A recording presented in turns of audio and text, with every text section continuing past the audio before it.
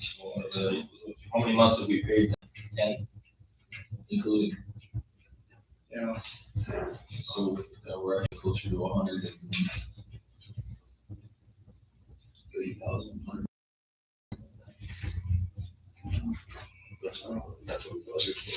No, we're over budget. We're already 1.45 or something like that. We're actually 1.42. That's still including, not including this bill, and then the November bill. You know, so December bills for next fiscal year. Right. We're gonna be by 1.7 or another. Motion and a second to approve paying the bills. Roll call, please. Brown. Aye. Lightfoot. Aye. Wakefield. Aye. Wolf. Aye. Aye. Bills are paid. Financial report. Anybody see anything in the financial report that needs to be?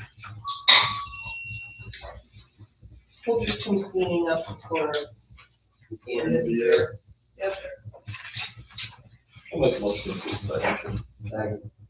Motion and a second to approve the financial. Roll call, please. Wolf. Aye. Wakefield. Aye. Lightfoot. Aye. Brown. Aye. Financials approved. Approval agenda. Any additional or items to the agenda? Second. Moved in a second to approve the agenda. All those in favor, signify by saying aye. Aye. Opposed, same sign. Motion carries. First up, we have our extension service. So, welcome. Leah Kemet. Sarah, do you want to? Yeah, I can start. I'll start. Just before I introduce our new lady, just wanted to give you a little update. Our 4-H week. Ooh, I love the I love 4-H.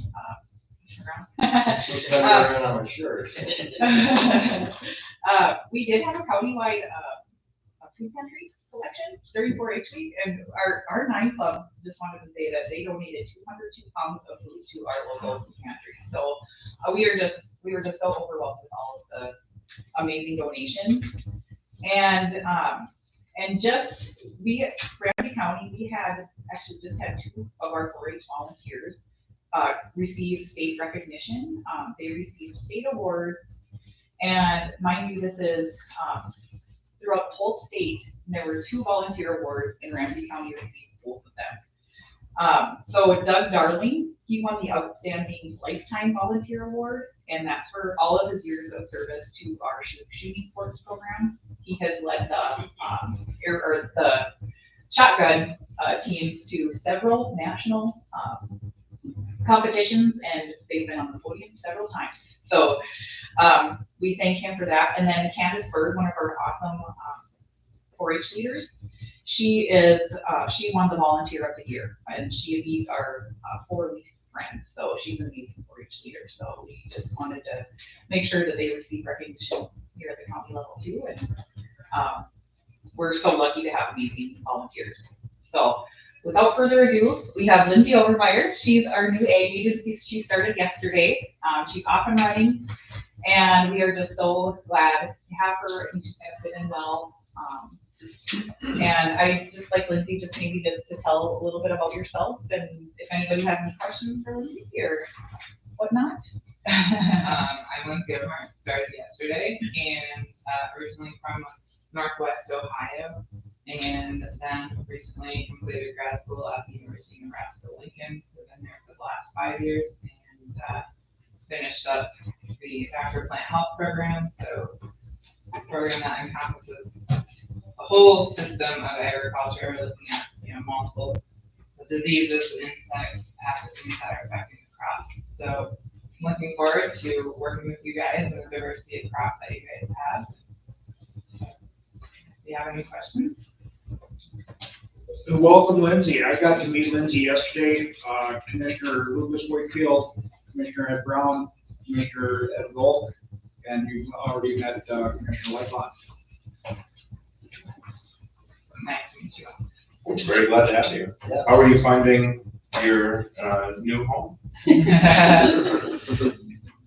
Just adjusting a little bit to North Dakota. I've been previously with an internship in 2019 with Central Crop Consulting in the Jamestown area, scouting 70,000 acres. Row crops down there, so yeah. Adjusting to the double flake. It'll be good. We're happy and fortunate to have you. I'm sorry, but they had fishing on my mind and introduced you as that, but, it's Blaine Bolt, Commissioner Blaine. But yeah, fishing's on my mind, later on in the agenda, but welcome to Lindsey, and, any questions of us commissioners? I'm sure it'll be coming up. And, well, our phones are always on, our doors are always open, and, if you need any questions answered, Candy's Well, we met Candy. Candy yesterday, so you're welcome. Appreciate being here. Just a couple minutes, I want to say Lindsey commented on, she feels right at home because you have soybean and, what was it, soybean and corn, as long as there's soybean and corn, you're good. I wanted to say thank you for, your overwhelming support of Extension. I can't tell you how much I've appreciated, we've gone through the process, to bring in a successful candidate. That's a good feeling, because it doesn't always go as smoothly in every position, so I'm happy with where we are. I hope you are too. And as you said, my door is open and my phone is on. And if you have any issues, you know, I'm the person you should contact if you have any issues. I was going to point out Commissioner Blaine is also a 4-H leader, because I remember him at Achievement Day. So you'll see Range Dad. Range Dad. Right in there. And to follow up on our previous conversation, Candy and I have visited a little bit about your mill levies, and I don't know if you all had a chance to discuss that, but the Extension leadership team is in the process of planning a training that Sarah will attend, and probably Lindsey too, about educating them again, like I said, about what they can and can't do part of this process. And just to remember, if you have plans to try to get that on the next ballot, you know, just keep me in the loop so that we go hand in hand through the process. You may not decide to do anything, but I have a responsibility to go back and report as to what each county affected has in mind. So as soon as you know something about general funds, levying additional mills, well, not additional, same. That would be it. Thank you. Thank you so much. Thank you. Other questions from anybody? No? Thank you. Yeah. Yeah.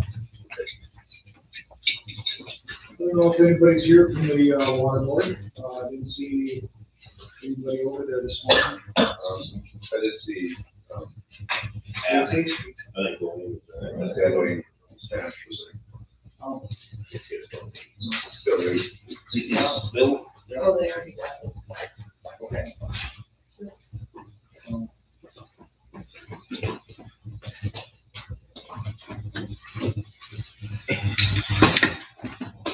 Let's see if Dwayne wants to come in and give us an update on what's going on with the water board. One of the things that we've asked them to provide us these updates on a regular basis. the next on the agenda. For the water permit. The drone now. Well, they gave you the drones. Morning, Dwayne. Morning. Three. How are you this morning? Great, great. Thank you for being here this morning. Much bigger. And we're on the agenda, so I'm on the go. you're on the go. Okay. Just give you guys a little rundown on what we're doing over there. We're in the process, as Jeff maybe told you, we cleaned out drain number D. We went from Morrison to Dry Lake. So we got that all cleaned out. We had some people that come in with a petition that wanted it done, so we got that cleaned out, and now we're just kind of in a hold process, because we're gonna try to get, the Edmore Cooley clean out one again. And here's some information that.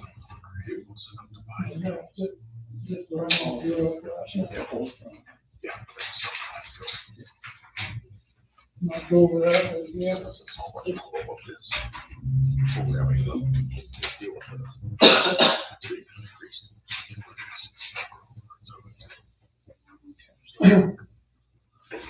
No, on Edmore Drain, we brought it up for a vote, and we lost by a very small margin.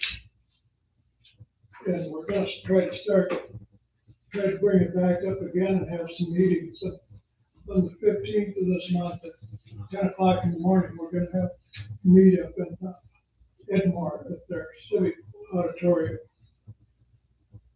for an informational meeting to try to contact the people that were opposed or voted no on it, or people that didn't vote at all, get them there and have to be opened up to all questions.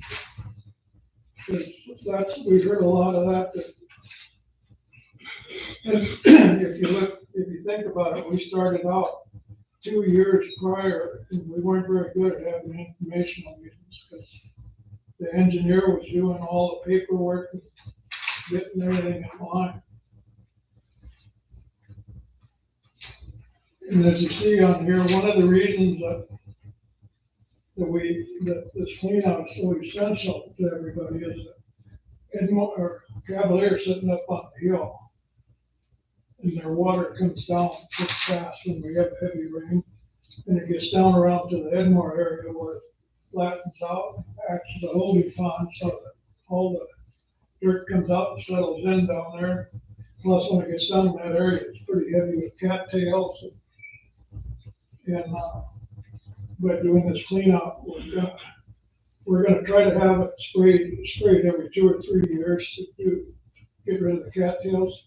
And so if the water gets down into Devil's Lake in a orderly manner, reducing the flooding and trying to save the roads and not possibly be unbuilt or destroyed by high water. Is there any? I got some maps here.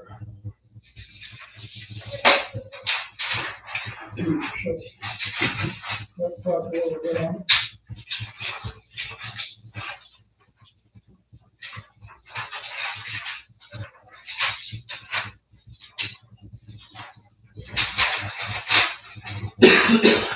You see this, the drainage, or the drain is about 66 miles long. And on our first vote, we cut it off back up in here, but now we're gonna try to take it all the way down to Dry Lake. And plus, we're extending it north further. And this map does not show, but there's a lateral drain that'll take off and end up about up here in Gordon's Township. And that's where a lot of our opposition was coming from, is up in that area. And what they didn't understand, and what we were trying to do, is get this main drain through here first. And then when we got it done, the people were satisfied, then come back and start working on the laterals and bringing them in. And while we were working on the main one, we figured we could spray some of these laterals and get rid of the cattails and open it up.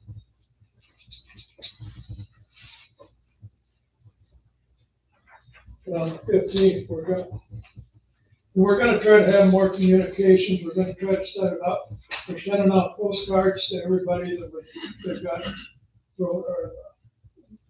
certificates to vote on. We're sending it out to them, and we're gonna try to be a little more vocal, or not vocal, but keep the people informed. A lot of the landowners now are from out of state, and they're elderly, and they don't really know what's going on. And they're the ones that paid the taxes. Yeah, they're the ones that pay the taxes. Yeah. And one of the big things was on, when the letter that was sent out, the attorney went by state regs, And he didn't put down what the taxes on the land would be per year. He just put down, I believe, $15.34 an acre. And a lot of the landowners figured it was $15.34 an acre per year. So I mean, we didn't do a very good job on that first letter. And you're gonna correct that. Yeah, we're gonna, that's why we wanna have these meetings, do a better job, hopefully. How long is the 1534 over again? Pardon me? How many years is it for the assessment run for? 5 years, 5 years. 5 or 7. So it'd be like 3,000 Two or three. Dollar something. something per year. And what we were gonna do, we could borrow the money and charge the landowners 4%. If they didn't pay the whole thing off, if they paid the whole thing off, there'd be no tax. But if they paid their every year, it'd be decreasing. So if you wanted to come in, write us a check for the whole amount, you wouldn't pay any interest.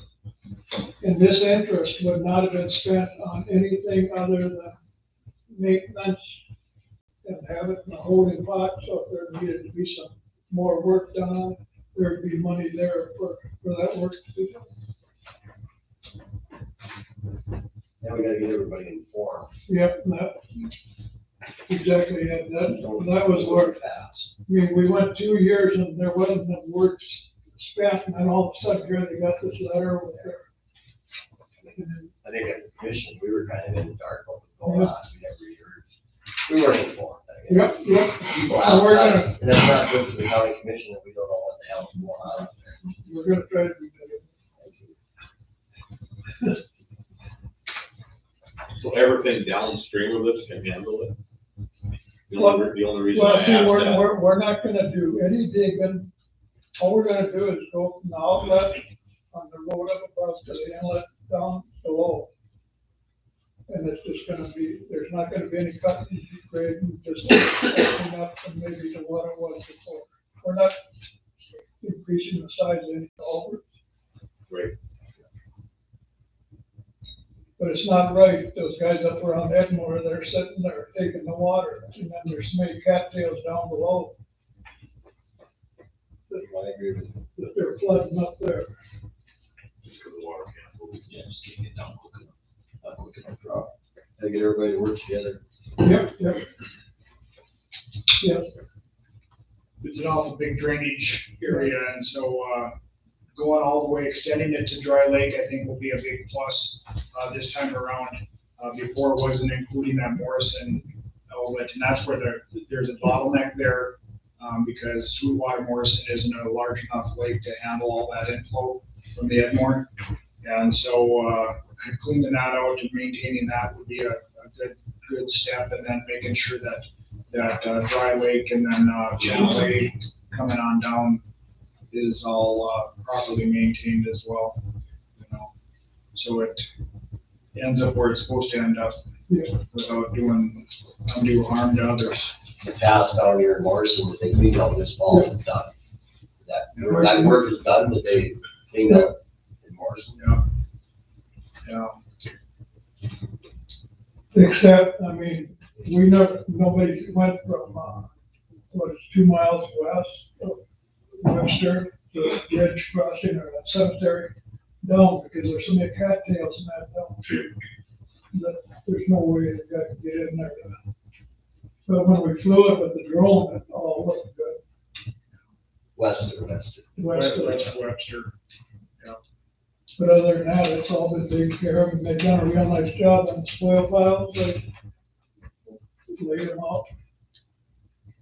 And then there's that one obstruction underneath that bridge that we'll work with Kevin and landowners to, once the ground is frozen under there, we can maybe take that old bridge abutment out, and so it's not an obstruction underneath that bridge or a hazard to anybody that's traveling through there through an ATV or a snowmobile. Piece of channel iron from the old bridge abutment sticking up right in the center of it. Was that one? West of Webster. Oh, okay. mile right by the cemetery there. And, We've got a few places like that where the old bridge, they just kind of push the above. And put a new one in. I mean, it's really, it's bad when you get out there and look at it. so when the contractor was out there with his, long reach excavator, he couldn't get it with that. Couldn't get close enough with it, and so we'll have to go in there and work with Kevin and maybe get a torch under there and cut it off and smooth that out and make sure that the obstruction is gone and that hazard is gone. Could create a significant liability if somebody got hurt. And another nice thing about redoing this, we've got all the engineering drawings already, we've done all the groundwork, and so it shouldn't be near as costly to get it run through again. We appreciate the update, Dwayne. Thank Any other questions for Dwayne? Any other, anything for us, Dwayne? Anything No, else? I don't believe that, but Okay. Thanks. Thank you. Sheriff Nelson. Good morning. Morning. A couple things, I guess we're looking at some things that would help our department out, through, we have that COVID money, so, we did find a couple things that I think are helpful to our department without being wasteful. It's something that we can actually use quite often. First one, it should be the, it's an infrared handheld, scope, which is about $259 each, I believe. They're just about this big. They're just a little handheld, one monocle device that's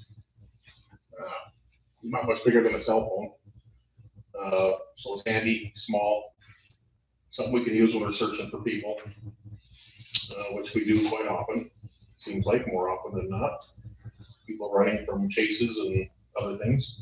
The second one is a spotlight that can go in each vehicle. That's a rechargeable.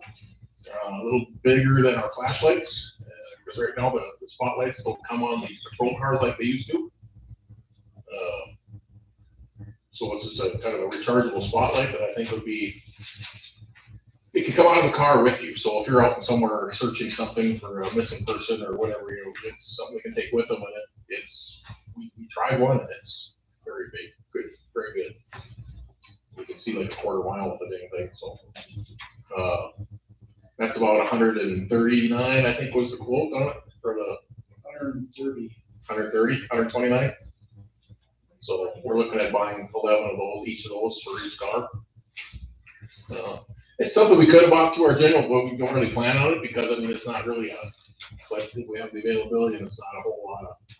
It's kind of nice to have. And then once we have them, if we lose one or break one, it's not such a big deal to replace it with within our budgetary concerns. But the original outlay gets to be a little much. That's why I thought we could use it for this application. These are available? Yeah.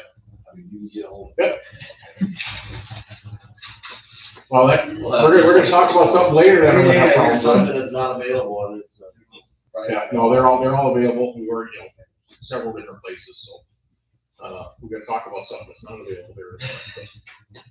That's not an issue I have to deal with today, but, the third thing we had on there was, the drone program. Everything's going fantastic.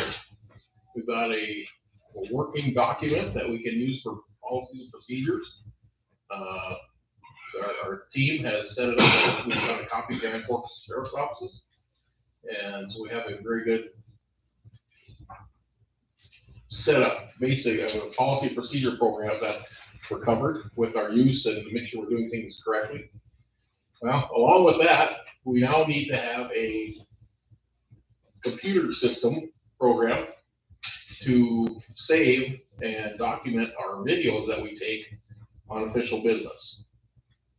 And that's kind of what this request is for, is to make sure we can get that done. It's about 8,600, 8,900, 8,400, 8,420, which would include pretty much everything we need.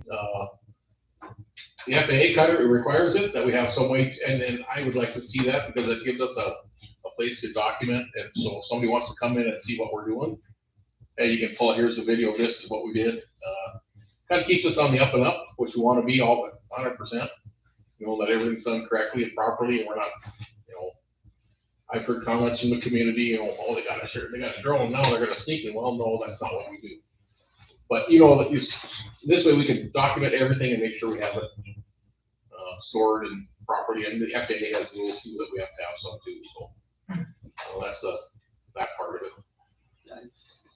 Go ahead, Dustin's in the, kind of one where Chris and Dustin and Dallas, Christian and Dallas from the PD are kind of our three main entities that are getting this together, and they're doing a fantastic job, but he can display more than I can. Yeah, so the big thing we're looking for right now is software, obviously a computer to store the data, but with the software, we've had a lot of companies pitch their products to us, and the one that we are kind of looking for is that $3,500 one, and that's a per user per month. So we were looking at getting just a few of us that are actively flying a subscription to that. It's essentially the difference between an Excel spreadsheet and QuickBooks when you're looking at finances. You can put everything into Excel and create a balance sheet, or you can use QuickBooks and it's set up for it. The other nice thing that we really like about that software is we're able to live stream what the drone is seeing securely to anyone in the world. So if it's a SWAT situation, before Sheriff Nelson would have to be standing right next to me to see the camera on what the drone is seeing. Now with this software, this fleet management system, I can send him a text that he can open up a secure link and he can be watching what the drone is seeing from his squad car, from his office, from a SWAT command station. So that's why we like that system as opposed to different software management things. And this is constantly evolving. Officer Dallas and Chris went to UND conference a couple weeks ago, and they were talking with people from NASA wanting to partner with us. Different companies looking to get beyond line of sight. So right now when we fly the drone, we have to have actual eyes on the drone at all times. What they're working towards is I could be flying it from inside an office and have the drone outside and not needing someone to watch it physically. Okay, in order to do that, this software management system is what we need to prove to the FAA on how many hours we're doing, if we follow the checklist, if we follow the risk management before launching it. So all that is just documentation that we can use. And we would be one of the first, I guess we're somewhat government falling under the sheriff, but right now they're looking at NASA, FBI. Those will be the first entities in the nation to get that beyond line of sight, and those companies are approaching us who want us to be a test site in North Dakota. Another company is looking at like a geofencing situation where they would like to partner with us with that as well. So let's say that the Super Bowl is coming up. Right now, as a pilot, I know that I can't go flying over the Super Bowl in my airplane. Other kids with drones probably aren't going to follow that, right? They may not know that. So the technology that they're going to be working on is basically putting up a geo-fence dome over a Super Bowl or a mass casualty event. So we would be able to deploy something like that. So a private citizen couldn't take their drone, fly over the Super Bowl and take pictures and videos. It would shut down their drone and either force it to go land somewhere, or that the law enforcement would be able to take physical control of their drone and fly it away from there. So it gets into terrorism events using drones. So those companies all approach Chris and Officer Dallas to partner with us. In order to do stuff like that, we need to have the software saying that we are in compliance and we can prove that we are doing everything that the FAA is asking us to do. So that's what we're asking for right now. We're kind of on the cutting edge here right now with our program, the way it sounds. So we're in a good spot. It's a little unusual for a place like North Dakota to be on the cutting edge of something. Well, if they crash it, there's nothing out here to hit, like that's kind of the glory. I mean, we're in the middle of nowhere, so they have all, they crash in your wheat field or your cornfield, okay. Yeah. And we lost a few bushels of corn, but. There is millions and millions of dollars of UAS coming into North Dakota, the entire thing over at UND and the Grand Sky complex. Now that as UAS is growing rapidly, more and more companies are wanting to come into here. Mostly they joke a lot of the batteries, the drone that we had a couple of years ago that we bought, the battery life is a lot different than the one that Sheriff Nelson just bought, because they've decided that if it can fly in North Dakota in the winter, it can fly anywhere. So they're doing a lot of their beta testing up here, knowing that if it's successful here, it will be anywhere else in the country. So North Dakota is going to be one of the leading, although we already are, but one of the leading UAS scientific research and beta testing in the nation. And that's why these companies are now approaching us, that they found out that we exist, is it's us and Grand Forks are really the only established UAS teams. Other departments, it's just kind of a side function. Like Fargo has one, but they just incorporate it into their department, whereas we are an actual team like Grand Forks is now. Opportunities down the road, we hope. So you said you got 3 on this team, right? No, there's 12 pilots, but we got 3 people that are the chief pilots, we call them. Well, he flew helicopters so he actually has a pilot's license, where ours have a UAS pilots. So he's actually got a flight experience in the actual. Well, my question is, if you were to leave the force, we have. So what kind of training does it take? What kind of money does it take to get them trained? Not much, just time. Because I don't want this to come down in the future. I think we have 11 or 12 that are currently licensed. Not all of them are ready to go yet. We need some training hours and things, but besides these 3, we still have 12 other individuals that are trained and licensed. And we're just working on a program to get some training hours safely, and so we can get some more of their hour time up. But it's really not expensive to get. It's more of the interest of you wanting to do it than it is the cost. I think it's what, $200 for the test. It's like $150 for a written test. It's a one-time fee. It used to be every 2 years was $150. Now it's just a one-time thing. So this spring, I taught the class for the people that were interested in it, and then again this next January, February, we'll be holding another course to get more people. A lot of the people we have right now are busy, or they were on the ambulance service that did it to volunteer, but they live out of town. So our next push will be to try and get some more law enforcement people who are in town, local, on duty, that can do it. If you have something happen at Camp Craft, and I don't want to wait for my pilot to come from Grand Forks or Fargo, we want them more here locally. But the training is so inexpensive that it's in-house training. It's more getting somebody interested in wanting to do it than is what we're finding out. But it's certainly a time commitment. Oh, yes. It's not, you got to study for that. I mean, it takes some time, but that's what I'm saying. It's more you have to have the interest in there to follow through with it, because it does take some time on your part to study and prepare. And that's the big thing that we're looking at. So as a firefighter, I know the firefighting operations of the drone, what I'm looking for, the flow paths, the heat signatures. I don't know anything about the SWAT. So when we come to the trainings, Officer Dallas, he's having to cross-train us on tactics, on communications. And so I teach him firefighting stuff. We have people from the search and rescue on wide area searches, how to conduct that. So it's not just you pass the test and then you can go do any mission. So yeah, it's just like volunteering for any other search and rescue, fire department, anything that you want to be a part of this, you need to commit to doing it. This air control fleet management software, $3,500.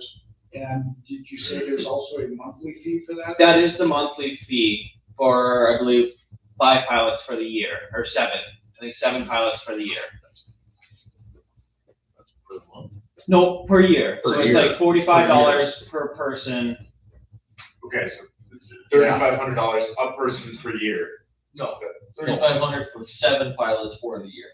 For 1 year. Okay.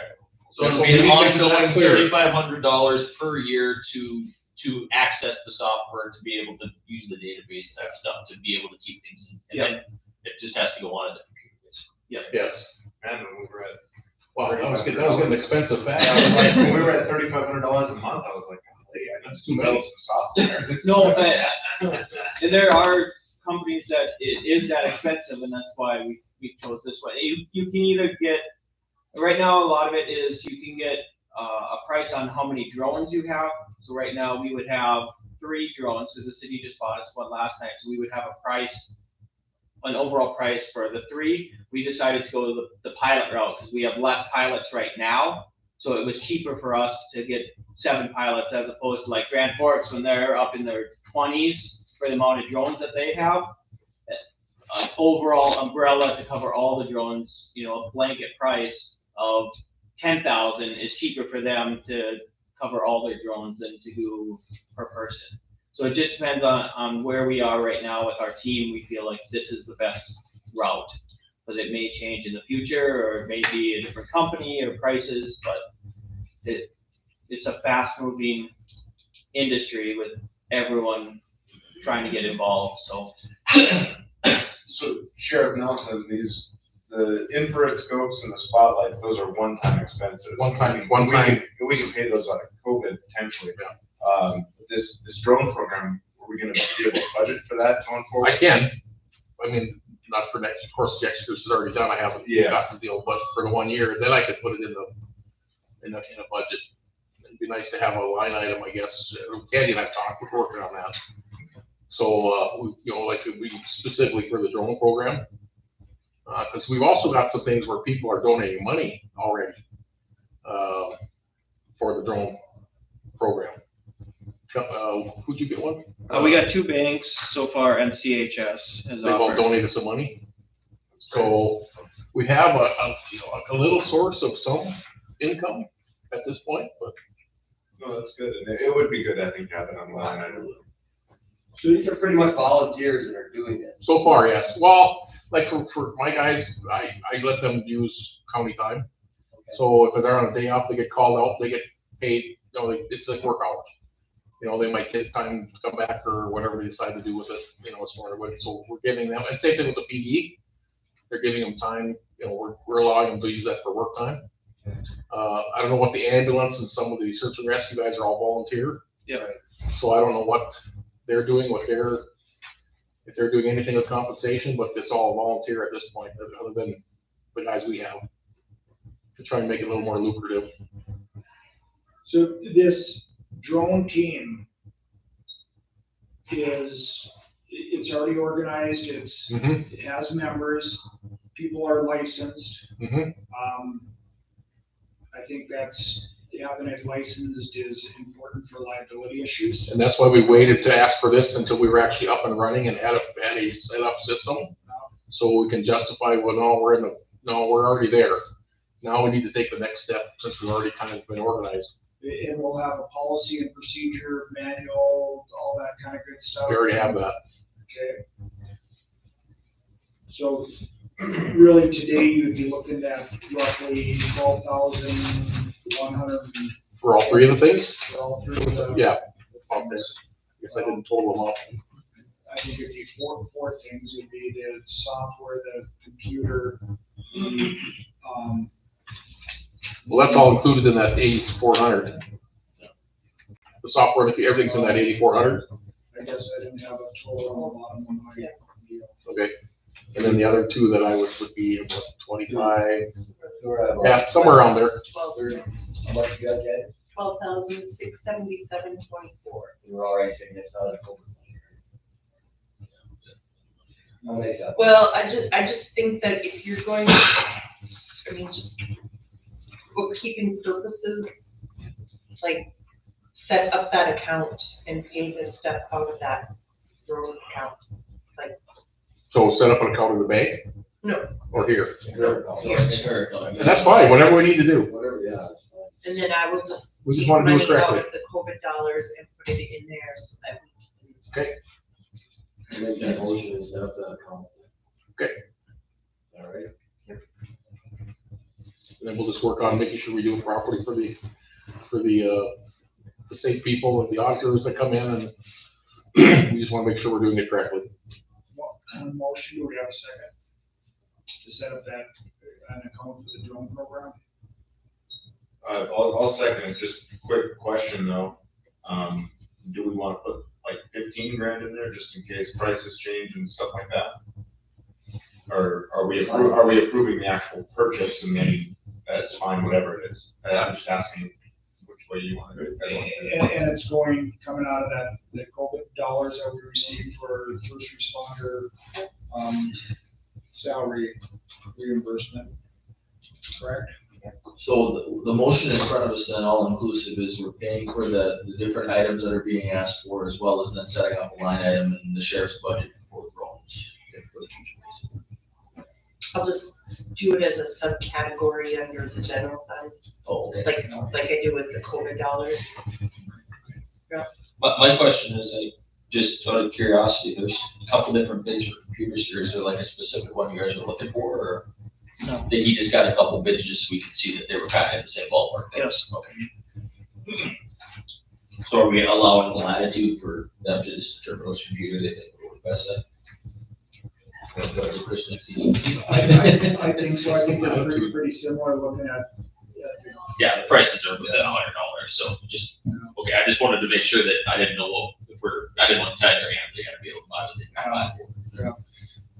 That, and I would assume what's available. I think computers have been tough to come by. You know, Like I asked her, if this stuff is available. This, I'm not sure of.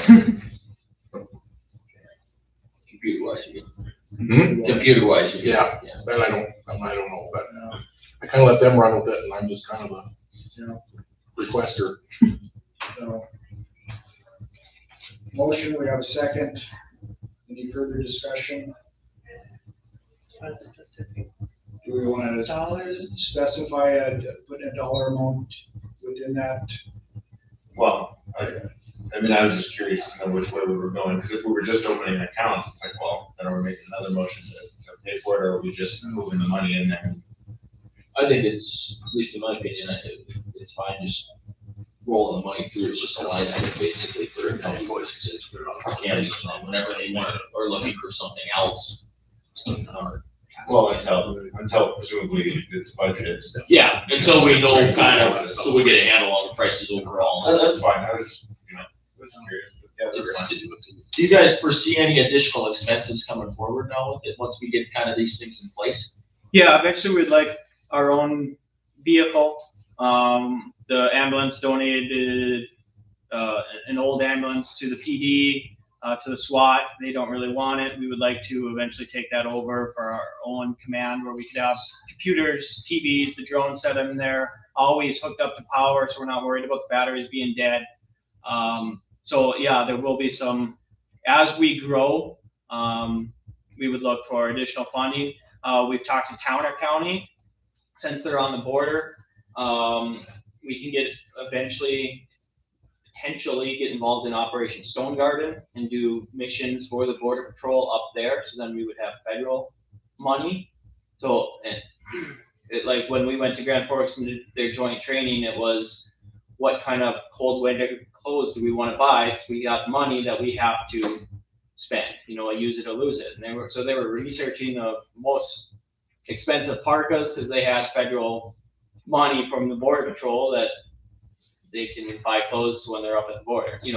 Not saying that that's where we're gonna go, but that's where Grand Forks has gone in a matter of years, that they have so much money that they're needing to spend it. So yeah, it just depends on where we want to take this team and how fast, but yeah, eventually there will be a continuing expense of gas and insurance and new equipment. Like I've told Sheriff Nelson, I would like to get mini drones, because those can get into the school a lot easier than these bigger drones. So if there's an active shooter in there, we want to deploy mini drones. And so that's training, that's stuff like that we can use, try and get community fund grants. We can talk to Enbridge, we talk to, other stuff that we would like to eventually self-fund a lot of the stuff and use a line item for the operational cost, but as far as bigger purchases and stuff like that, we want to get to the point where we're having raffles, and if there's a big ticket item that we want to be able to fund ourselves on those. I think that's the right idea. I think that's really. But we need to come to this step and kind of get formally acknowledged Well, and I to think, move forward. I mean, it's really more than obvious that this is the way that law enforcement's heading. So I mean, we may as well take part in it, because sooner or later, we're gonna be forced to. Well, right now, we're on the ground floor in North Dakota. It's just us and Grand Forks, basically the only two. So we're in a good spot right at the moment, if we can get up and going and continue there. I think this is a step in the right direction. I'm not against the drone thing, but the way we're doing it here, maybe we should just approve the spotlights and some other item I want, 11 items. Right. Maybe we should just approve that. For now. As For now. Expenditure off that home money. a And separate. then the other one, just set up the account. But this looks like it's gonna be ongoing and these two items Yeah, are and gonna be that's why I asked the paid question. for and getting used. And that's all we're really asking for today, is just to buy the equipment, just to get the equipment is all we're really asking for today. You know, no extra, just enough to But these purchase. two items are going to the sheriff. Most will go to the sheriff's office and the other one will be the drone program. So Okay, let's kind of set it up. All right? I think It it's makes cleaner. sense in my brain. Yeah. Let's. So who Can we made, just pay for the 11 items? so you made the motion, right? No, You we- made the second. Yeah. So you're gonna retract your motion? You want to retract it? I'll retract it. I'll make the motion then to buy the 11 spotlights and the 11 infrared scopes. I'll second it. Hopefully that's okay. Yeah, And we'll pay it out of COVID. that's clear. Easier to track. Okay, we have a motion and a second to approve the purchase of the 11 rechargeable spotlights and the 11 monoculars, night vision monoculars with utilizing the COVID dollars. Any further discussion? All those in favor, signify by saying aye. Aye. Opposed, same sign. Motion approved. We want 10 or 15,000? Which then brings us to the I'll make a motion then that we create a separate line item, off the general fund for drone usage. Stock it with $15,000 to start with, so they have money for incidentals over the top, and then also approve buying of the computer and the stuff. Out of those dollars. Out of those dollars, yes. Okay, second. motion and a second to create a drone line in the, and then approve the purchase of the air control fleet management software and a computer out of those $15,000. Any further discussion? Is that fairly clean? What you're looking for, Candy? Yes, and buddy. I suppose specify COVID knowledge as well. Right. Okay. Any further discussion? Dustin, Steve, anything else? Okay. All those in favor, signify by saying aye. Aye. Opposed, same sign. That motion is approved. Thank you. Without further ado, we have a very big congratulations to pass on to Steve and the Ramsey County Sheriff's Department. Egg Country just donated $2,400 as part of their giving and growing program. So we want to thank Steve and congratulate him and his department. I know he doesn't like tooting his own horn very often, but we would like to certainly congratulate you and your department for that and recognize you for that donation to Egg Country. Congratulations. Very good. Got a party or something?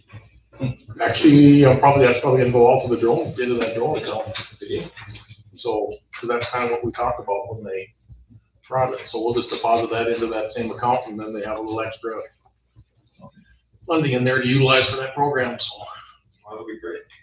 I have one more thing if you got, and it's not, I don't need a decision, I just need some guidance. Okay.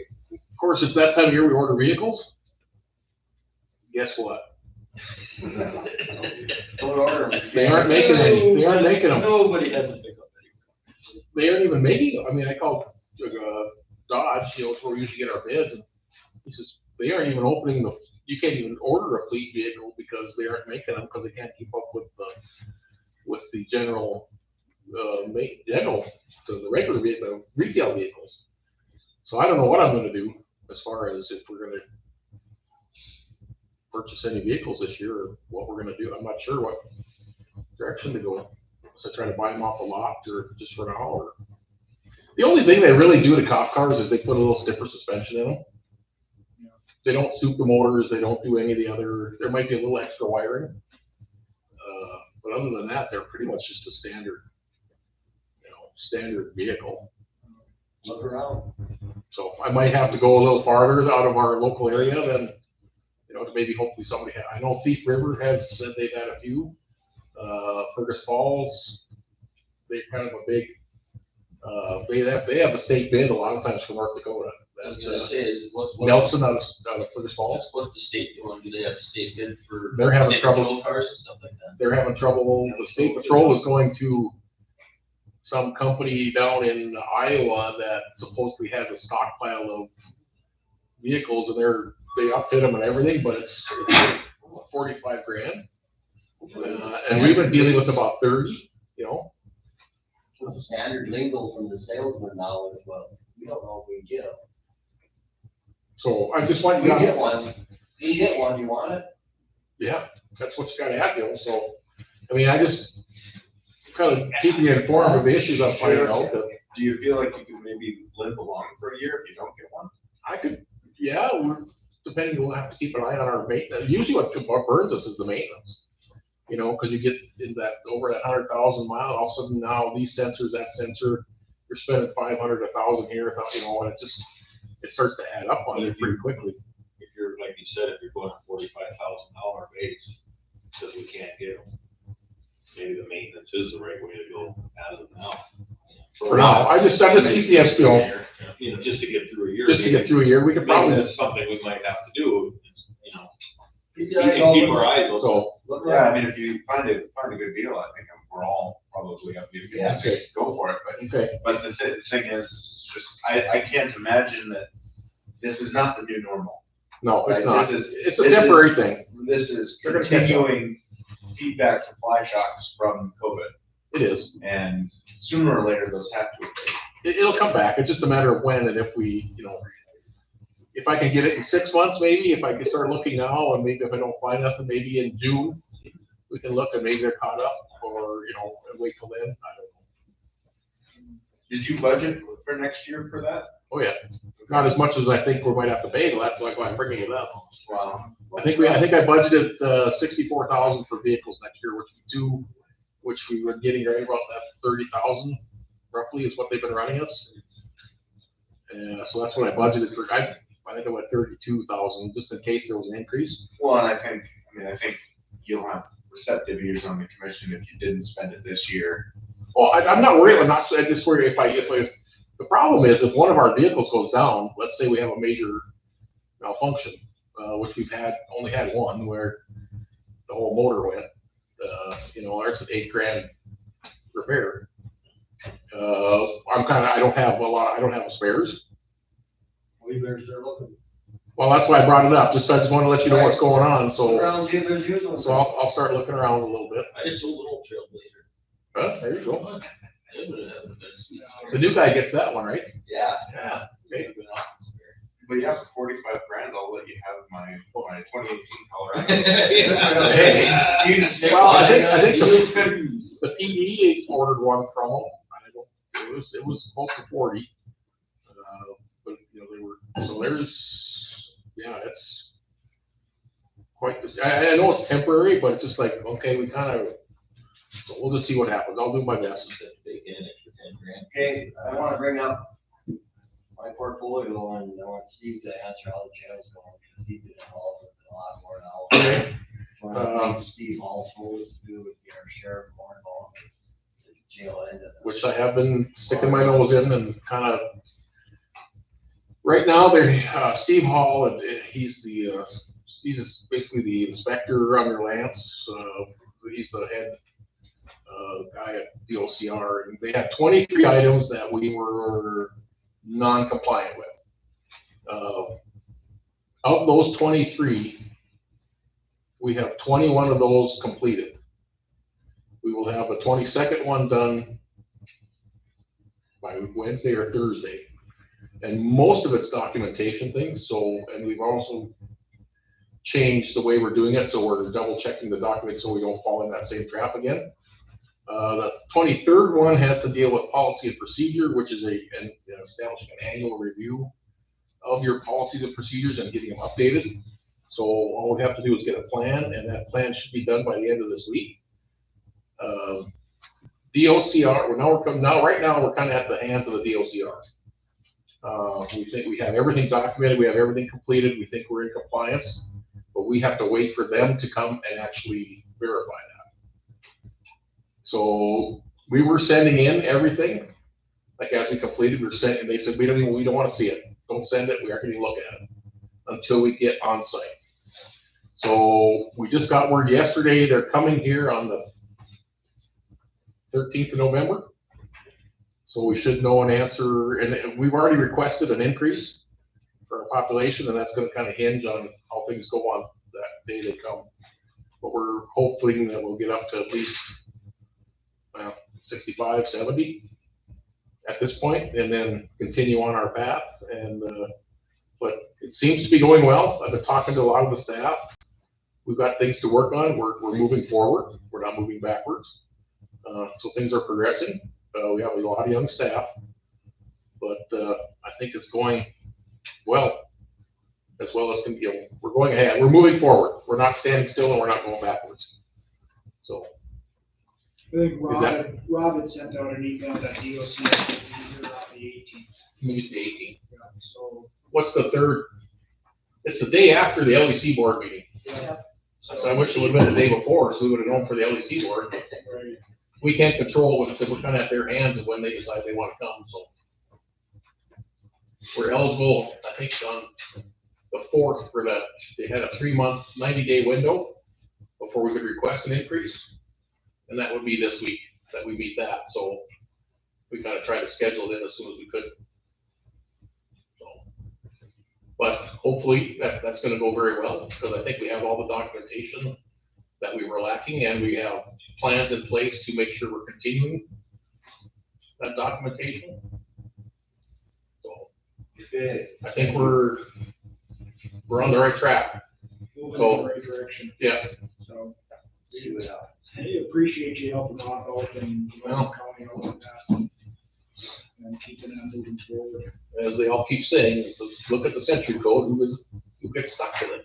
Yeah, it's the county. So I might as well start now, so I don't, Right. I reminded you of that. Yeah. So, no, it's going good. Everything's going well. We're getting good reception from the people that we need to have it from, so. Thank you very much. Okay. Thank you. Anything else? No, thank you. Yes, thank you. Moving on, Mr. Fieldson. Yes. I think Paul's got somewhere else to be, so we'll jump into his stuff first. As you guys, some of you probably know, we have to do the handicap accessible stuff on our project in Camden. And Paul put some numbers together of what we think it's gonna cost, about $78,000 with the engineering. I don't know, you got anything you wanna add about that? Surveyor should be up next week, get that, here, I'll have a more formal amendment to agreement, so add that work to the design. Before, it was a pretty simple project before, just paving the middle 30 feet through town. Well, So not having to do any field survey or. You must have talked to the mayor up there. I did. He talked to me, he doesn't know how they're gonna come up with their share. Right. Well, I told him we'd work with them. He said, really doesn't know how they're gonna come up with their share. They put all their accounts together, they can barely come up with their share. I told him 35,000, and I said, That's their share. yeah. So I told them if they couldn't afford that way, we were. He told me that they had about 8,000 for the first project that must have been going through, like 7,800. But he says if they would have to come up with the 35,000 or whatever, they would have to burn all their accounts, they wouldn't even have no snow. Yeah. He was really worried about it. Most of the little towns in the county, they can't even come up with the Right. money to do Well, a chip seal on. Yeah, the that's- streets. I mean, we just need to work with them. I get it, they can't afford it. So. He was pretty worried about it, and I said, I'm pretty sure that. Well, I mean, the thing is, because this is a one-time expense, right? I mean, once we do it, it's right. It's not like it's gonna be every time we have to repay that. It's gonna be 35. I'll figure it out. Right.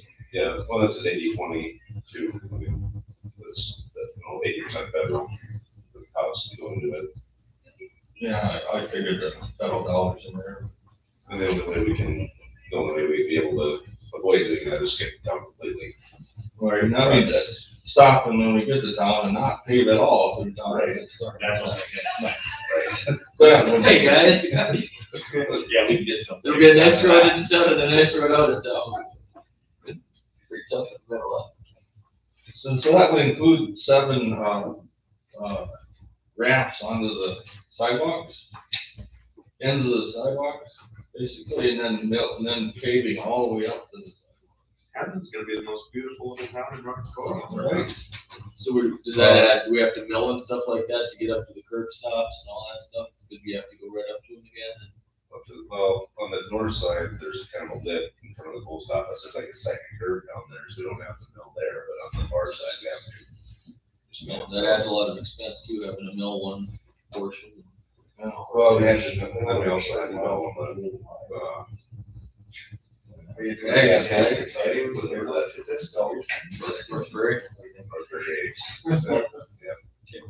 Yeah, I called North Prairie Ag and told them what their share would be too, and it's only like 4,500 or something like that, so I think they want to. Leading edge just on there, too. Who? Northern Prairie Ag. Yeah, leading edge, so. I didn't include that. I think that's probably city property there. Where in front of the North Ag is, I think that's, a lot of that is theirs. It all depends on it, it's city right away. Yeah. well, we're actually doing the city strip all the way through the 100 foot. I meant that's up to the flat, but yeah, there's. I can certainly talk to, the leading edge of too, and I'm sure they'd be happy to help. They'll help them, I'm sure. But I think it opens the long-term discussion too, of, I mean, this is just a single project type of thing, but long-term, all the towns are struggling to have money to get anything accomplished, so we might have to have some type of policy, maybe when we chip seal or something, we help chip in and chip seal more and stuff like that, just because they just can't afford it. I mean, it's just a crazy amount of money, they don't have it. Right. They're just trying to keep their sewer running and moving snow. Well, this isn't gonna replace the sidewalk on the south side of the road, a lot, that part of it, that block is pretty tough shape, but we're just finishing up fixing the ends. Yeah, so it's not even replacing any of that sidewalk then. Right. Yeah, it's just adding the ramps that are required for the project. And the extra paving that we did previously. So more heads up than anything, these are just estimates too, but once we get bids in, of course, we'll know. And also, our engineering agreement that we have with KLJ, we have an engineering agreement for just projects that are not even projects that expired. And they have an new agreement here for a couple days. Yeah, there's an amendment to extend the time for that. And our current 2 projects that we have working through a task order that is basically extended that time already, but not for any upcoming projects. So it's a standing contract saying that we'll use your services whenever we have something that's true. Well, it's not even, it doesn't even make it confusing us. It's just, this is the framework for, and we can just have write a task order. Oh, okay. So it just shortens the length of the agreement. So we don't, so it skips some steps, so it's kind of standard. Right, and our sort of current MSA, or master services agreement, I think is only like 7 pages long. And I think the current version of that is like 20 or 30, so. Or legally. So this is kind of nice to use this one. This would extend it to 2026. Motion to sign for the chairman to sign that, yes. So moved. Motion and a second to, extend the, engineering agreement with KLJ with the Ramsey County Highway, and that goes through 2026, so it's a 5-year contract. And that doesn't have to go out on the open market and look at it other. No, if it was a project of some sort, then yes, sure. Well, it's not committing us to any money, it's No. basically just saying, when we contract with you, these are the parameters, right? Right. So we could have agreements with 6 or 7 different. Yeah, companies, probably, exactly. it's just, Yeah, some companies do that. Okay. Any further discussion on the motion? If not, all those in favor signify by saying aye. Aye. Opposed, same sign. Motion approved. Okay, back to the top of the list, Like I said, on that, both of those, that one, probably around the both things, set back the opening, other things too. Additional review. When we were looking at bid opening, was it March or something? Well, it was February for the paving project, that'll probably be March now. Still on pace for next summer though. Yeah, that was okay though. So, The bridge is gonna be next summer for certain as well too, right?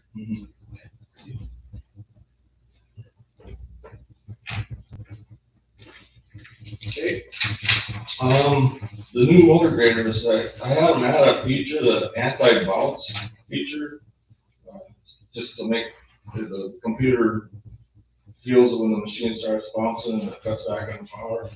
Anyway, the additional cost for each machine was $1,941.67, so the total for the 3 of them is $5,825.01. So adding that to the cost of the 3 machines adds up to $777,860.01 for the 3 machines. And I guess I figured we should just make a new motion for that. I think I sent everybody an email kind of outlining that. move to it. second. Motion and a second to have the additional 1941.67 for each, motor grader, total cost $777,860.01. And that's still below the budgeted. My line item for those 3 was $875. So, all those in favor of that motion signify by saying aye. Aye. Opposed, same sign. Motion approved. Okay. And next item.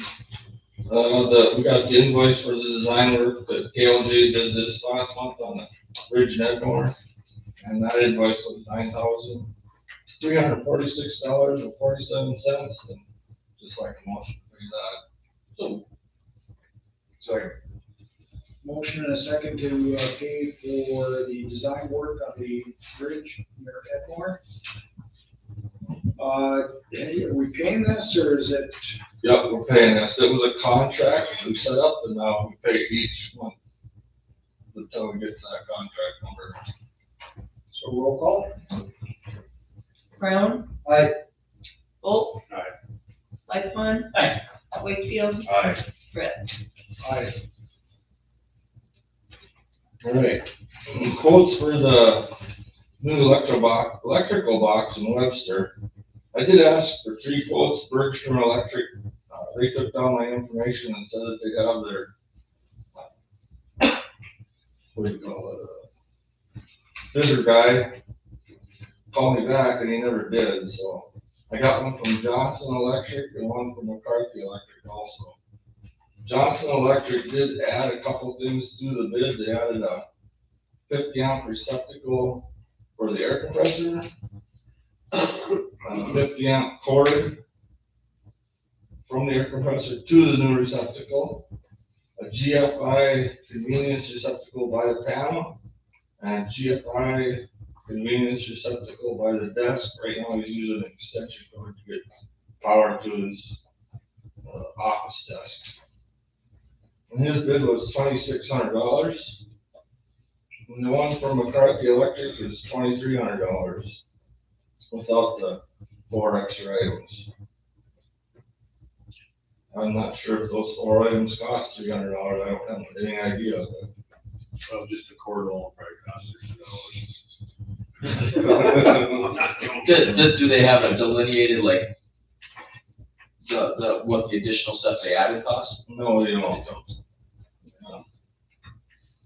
It's like $9 a foot for that. Well, yeah, if you're talking 50, yeah, breaker and everything else. It's really expensive, really quick. Let's see. McCarthy does say price includes bringing existing grounding up to code. It's not properly grounded to a water line. I'm not sure I understand that, but our water line is put over the other corner and it's plastic, so I assume They just gotta stick it down to the a copper wire into the ground or something. ground. They gotta go so many feet down. Yeah. So he included that in his 2,300. But I imagine even in 2,600, it's gotta be close. So they gotta sign off on it. It's gonna have to be close. It's probably something that he just does. Yeah, I'm sure it's stuff he noticed that doesn't need code now. You're probably exactly right, because I didn't even know about it, to be quite honest. What's the prices again? 2,300, 2,600, 23 on Johnson? 2,300 McCarthy. Yeah, McCarthy, 2600. Right. What are our parameters for bidding? Do we even have to bid anything when it's that low? Or we can just contract with whoever we feel, right? They can get it done? Both of them get it done soon. I mean, it's a simple project. Well, I make a motion that we go with the Johnson bid and get more, more done. Well, it sounds like it's a safety thing, he's putting GFI and he's getting rid of an extension cord that trip hazard. Yeah, I just wanted to make sure, since we don't have to follow a formal bid process, we can kind of choose whoever we think's gonna get us more bid.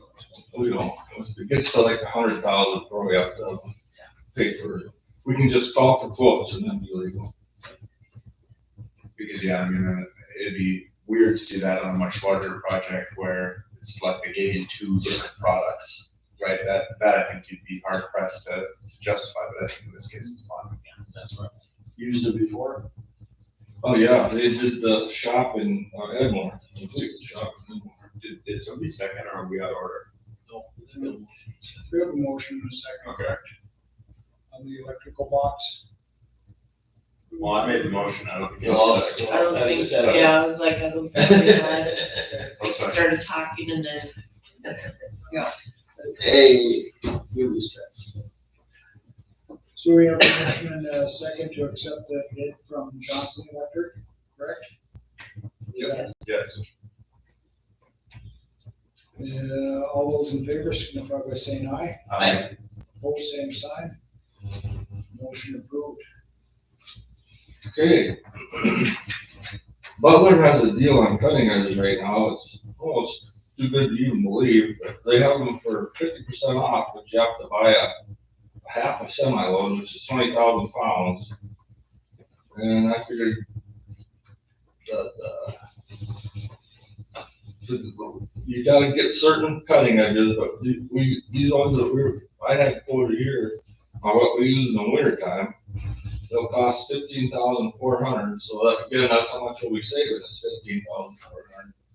And, I think, Benson County is willing to do the other half a load, so, or even, I talked to the guys in Fargo and they said they could find anybody to take the other half a load. I mean, the way steel prices are and everything right now, half prices. I hope that we're purchasing that. Are you sure you don't want to keep the whole thing? Gosh, yeah, it's tempting, but Well, I mean, why would you want to get 2 years worth of blades for the price of 1 year? Or is that more than a year? well, if I could find the money, can do it. I mean, that's pretty good meal. Didn't they have a cement out there yesterday? Huh? Was it? There were a whole bunch of them. Oh, I can believe everybody's jumping on this field because it's just Well, second. Okay. We have a motion and a second to go ahead and purchase the cutting edges to Butler, give them a great deal. So, further discussion? If not, all those in favor signify by saying aye. Aye. Aye. Oh, same sign. Motion approved. Maybe they ordered too many. Yeah. what's that? Maybe Maybe they ordered too many. They were all in cement.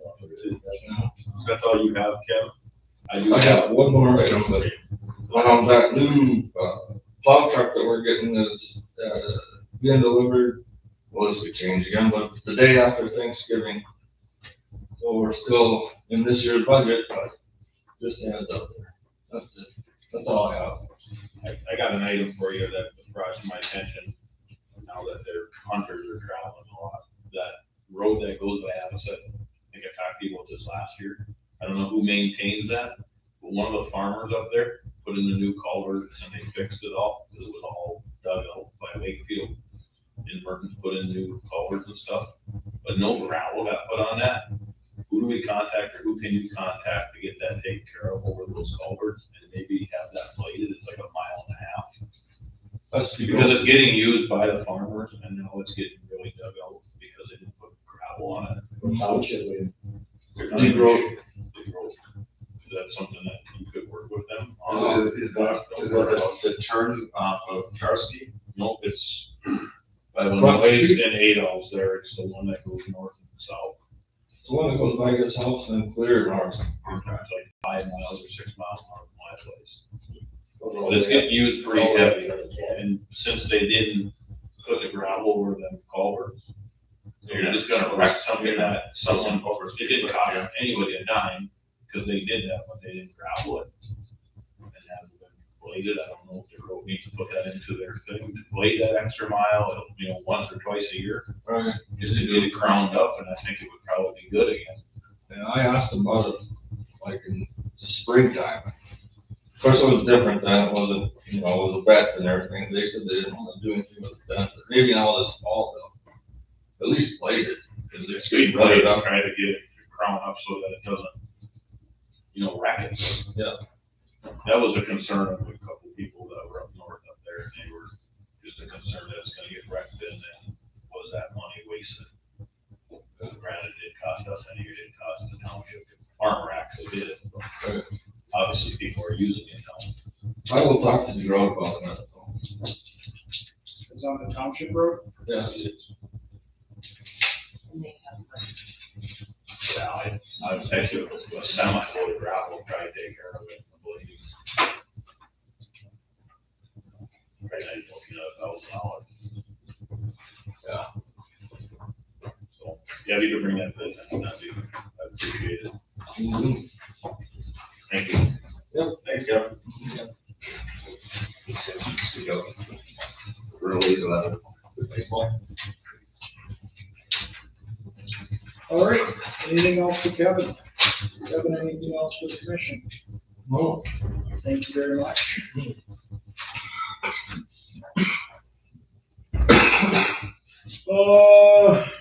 Unfinished business, we have to, discuss setting up the ARPA committee for the, what is it, $2.1 million that we're scheduled to get, ARPA funding.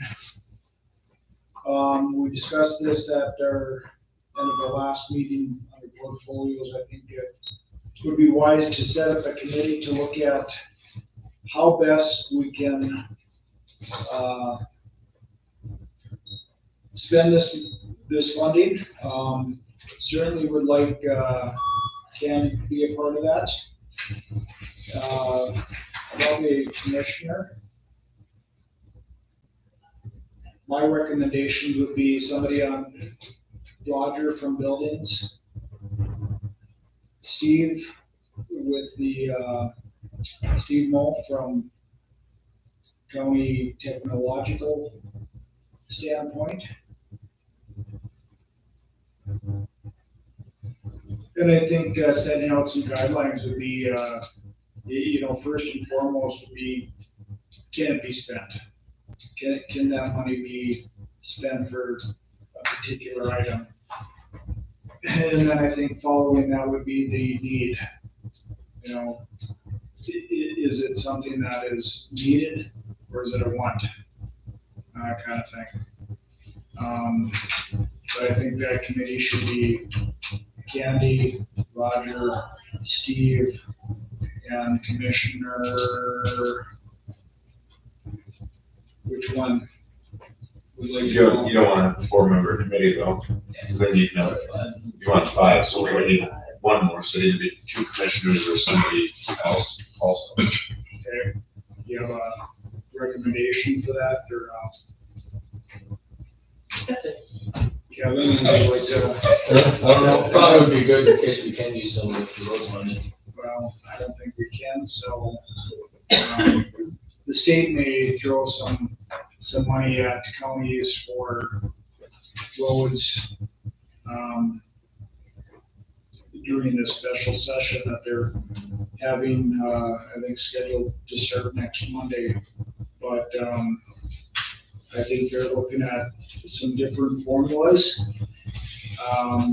One was using the gas tax formula, which I don't necessarily like. I would prefer the Prairie Dog formula, which was based on the Upper Great Plains Management roads survey that was done. I think that would be a better formula, but.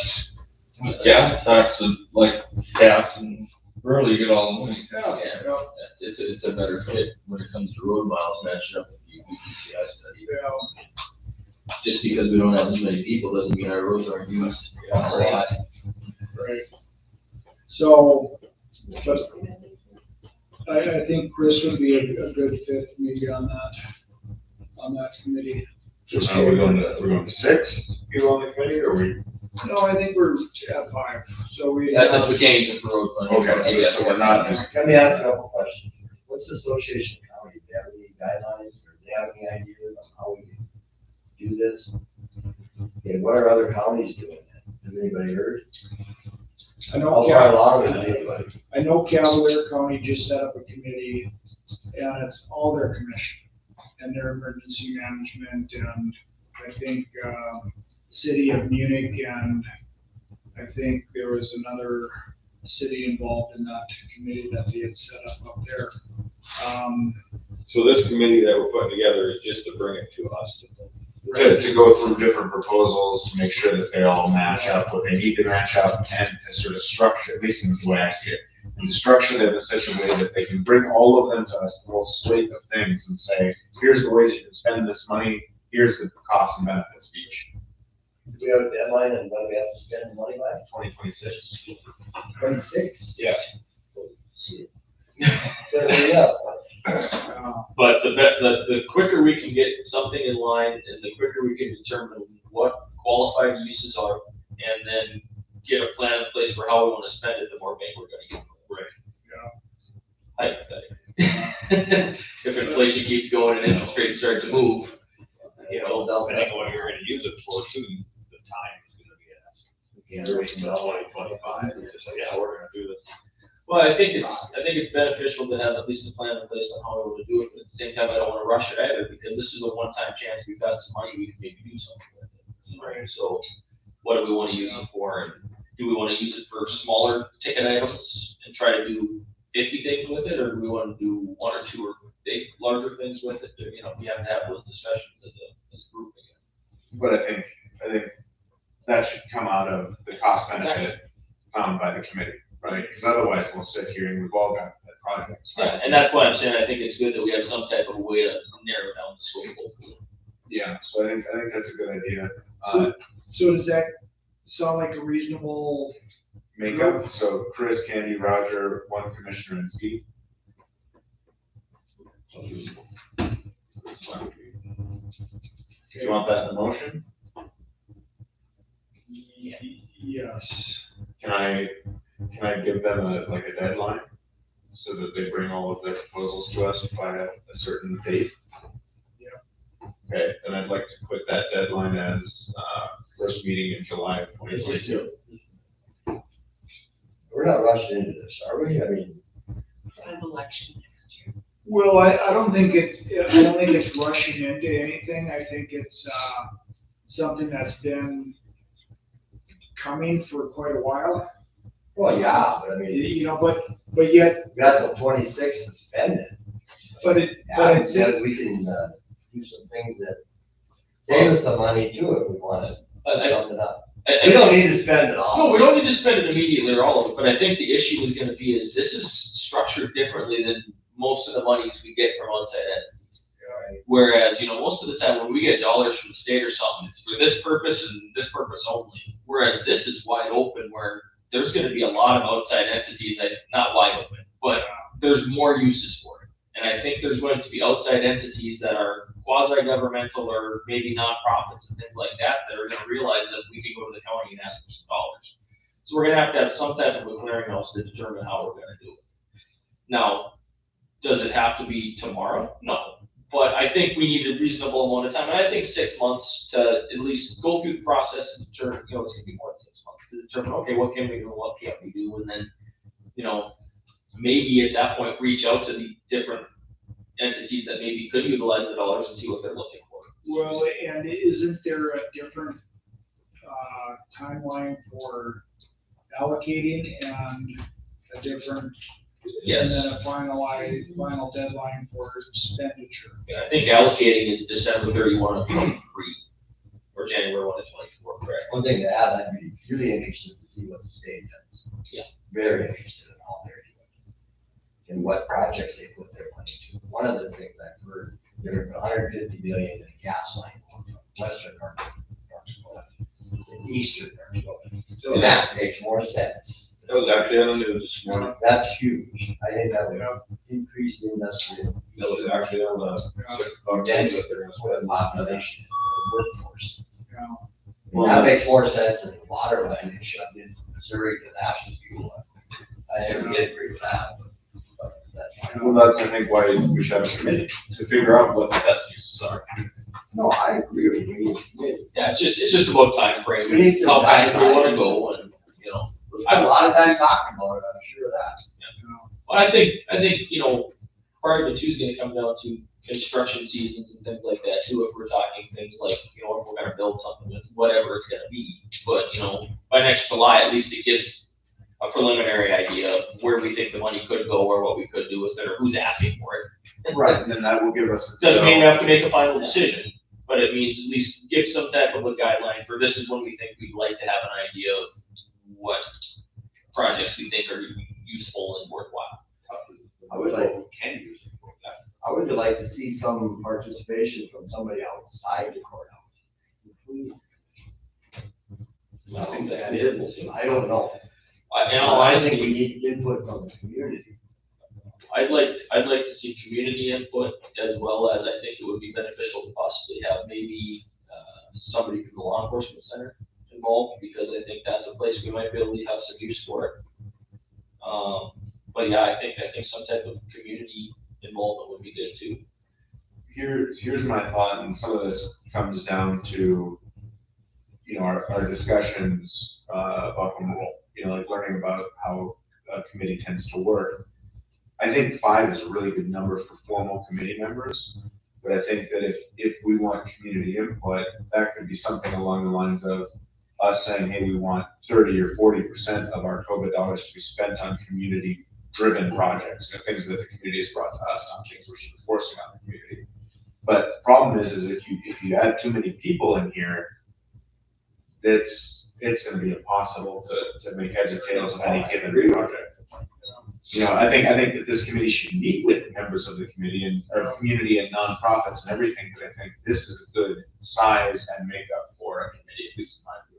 So I think 5 is a good number. I'm just saying that do we want the mix to be maybe 3 county affiliated and 2 outside, or do we want all county affiliated? That's what I'm getting at. I think you don't want it to be too big, I agree. I think we need to have a committee go outside the courthouse. We don't have anybody outside the courthouse up there Yeah, I understand that, and I don't think that there's anything wrong with that. But who it is, I don't know. Yeah. I think we should research that some. You know. Find somebody, I can't say you come up with a name, that wouldn't be proper at all. Well, no, but we could set, I mean, if you really do wanna go that way, I still think you could set up a committee with the parameters we've stated and put it out there like we do for any other thing. Like we could put 3 people from county affiliation and say we're gonna leave 2 slots for community members, and then we could, solicit community members to sit on it that have an interest in stake in using the money.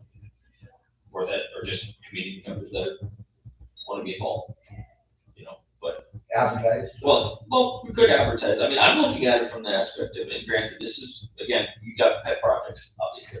All of us have a different idea on how the money should or could be spent. I look at it as a one-time possibility where we could invest in mental health care treatment and stuff like that, because that's something we always slide to the back. Because we have to pay for the jail, and we have to pay for this, and we have to pay for that. This is a pot of money we're gonna have a possibility to do something with, to maybe make a difference positively in the community going forward. And it's a one-time chance. That's a prime example. I want to see what the state's gonna do. Exactly. Mental health. Yeah. They have to step up too, but I just look at it I'm not saying that we spend all that money on it, but I'm just saying I think it's a possibility to make an investment in that area where we're always talking about cycling people through the jail. Mental health is a huge portion of that. At the end of the day, it comes down to what we can and can't spend it on, based upon what the federal government says that we can spend it on. Will they come up with a deadline or when they're gonna have it? There's no deadline on when they're gonna have it. They have the interim final rule out. I think the final rule was supposed to come out before the end of the year sometime. So there is a deadline, so that all of a sudden we're not to 2026, and they never did come up with what you can spend it on. And see, this discussion is why we should have a committee. It's like we're already getting into the weeds about. Well, the first time we really talked about it, so that'd be better discuss it. Oh, I understand that. But I think I did make a motion, right? Or did I not make a motion? No, I think that was the motion. I think it didn't have a second. Yeah, right. We're just sort of halfway on order. Yeah. But that's okay. So. I Need a parliamentarian to keep us on track. Right. And I think, your motion makes a lot of sense to have that committee set up with a timeline of coming back to the commission with. I still think the first meeting in July is good. Yeah. Like you just said, time, are these people interested in giving up that kind of time? Come up with answers. Nobody's asking anybody, but Candy, I would guess. Yeah. That'd be my guess. Well, it's gonna be touch and go with election next year, but. Mhm. Well, I think Candy almost pretty much has to be on it because you're gonna be the one that's signing all the documents that say we're gonna. Yeah, do this correctly. it was all my, everything about my blood type put in the computer, so. Yeah. Right. I mean, you have to be on it to make sure we're doing it correctly. What did county, Calgary, how much they getting? Less than what we're bidding. Yeah. Yeah. But. I think we better ask the people who would suggested if they're interested. Maybe they're not interested in spending how many feet. I don't know. We've received half. We've received half, $1.1 million or something like that, or 1.5 or something in that neighborhood. It's sitting in an account. On interest. They're on interest. That interest can go into the general account to be spent on anything. Correct? Yep. Yeah. So. How much can go into the general and spend on anything, did you say? Just the interest. Just the interest. Yeah. Which probably not, on $1 million, there's some money there, but it's probably 0.2%. Right. And I have mentioned it to Roger and, mentioned it to Steve. I think building and technology broadband, expansion within our building would come into play. So, okay. And do you have a second to your motion? July? Yeah, well, my motion is we set up a committee, oh, here, I'll remake it. I make a motion that we set up a committee of 5 people to look into this for us, to develop a framework and parameters by which to gather and judge amongst the plethora of requests we're going to get, and to bring us a sort of palette of things to look at spending money on by the first meeting in July 2022. And if anybody wants to add specific names to that, that's fine. If not, I'd still like to empower a committee, and that way we can get it filled. Second. Motion and a second. First meeting in July. Any further discussion on the ARPA committee? America Recovery, whatever.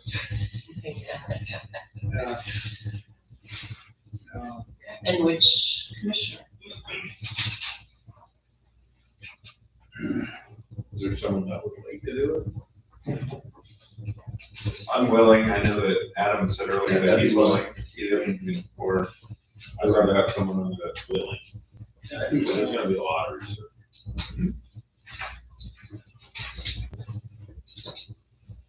God knows I've got nothing but time on my hands. I'm just saying, just so that we use the money where we probably should. People aren't gonna research, we're just gonna be throwing things out there. We're never get it anywhere.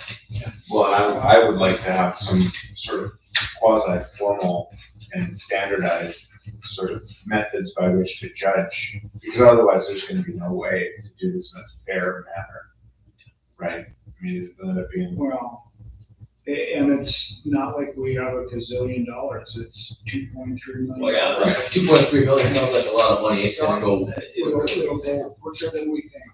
And since we can't spend it on roads, there may be 50 little things, there would maybe one major thing. But, we'll, and a commissioner, do we want specific names or do we want a committee of 5? I don't know that either. That's a good question. I think cities were involved as well, so that probably is funny. No. So. So, But the thing with cities is, it's comparatively to a county, is they have the ability to spend it on water projects and things like that, which they probably need to get done anyway. Because water projects and sewer projects are 2 of the main things you can use it on, so they'll probably just put it directly towards deferred maintenance that they have been putting off anyway, I guess. Which, that's good. Water and sewer infrastructure is always overlooked because people only drive on roads. They don't worry about the water showing up. It doesn't show up. That makes it simple for them. Yeah. What deferred projects could we put into? Yeah, and that's where I think we really have to have that, some type of a discussion on parameters, and that's why we have Part of it, All right, well, Mr. Chair, I'd like to call the question just so that we can set up this committee and then we can discuss what we want on that. question's been called. All those in favor signify by saying aye. Aye. Opposed, same sign. Committee set up. And, I'll go ahead and nominate Commissioner Lipon as the county commissioner on that committee. Second. motion and a second to commit Commissioner Lightbon to that.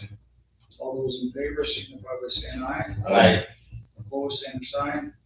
Thank you, Commissioner Lightbon. I think it's reasonable that we should approach some people before we start putting people on to make sure, because you're right, it's gonna be a time commitment. So should we? You got the time? We didn't ask you that. So should we make a motion who we should approach? Is that reasonable? Well, I think Candy, you have to. Candy has to. You have to. She's got it. Yeah. She's got it. So, like it or not. So What's your I'm assistant then? do you think we need one or two community members? We want one or two? I think if, you know, we can try one, you know, try to put 3 on the county, other than, so. Well, then in that case, I guess I'd nominate Candy Christopherson and one yet to be determined member of the community. And that leaves us 2, so do we want Roger on there, if he will?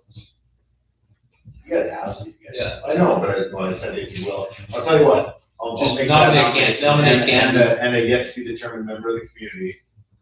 And then we'll figure out the other 2. I'll say. If we can't find anybody, we'll, that last case, I've had a couple. Appreciate that. You'd be good on it. I got a little background from NACO. Was that a Motion motion? and a second, Yeah, I second it. There's just so many questions that are gonna come up through Yeah. this thing that we can sit here and beat the bush all day long. It's gonna be, especially when you gotta come and present it, and then we're gonna vote on it. Try to persuade and, you know, all that. We all gotta like each other when we live in. It's usually cold. You're going to have it, why the hell we gonna put it anywhere now? That's a good point. Oh, but you know, it could happen. Very easily. Well, especially if I think, you know, if ever there's the impression that we're sort of sending money in a way that is not for the good of the community, there's still be problems. You know, so I think it's really paramount that we do this in a way that we can say to anybody who asks, hey, here's the costs and the benefits that cause this to be the reason we went with this, you know? Right. Yeah. Very. Smart decision. Okay. So that was a motion and a second to have Candy at community. Candy, community member.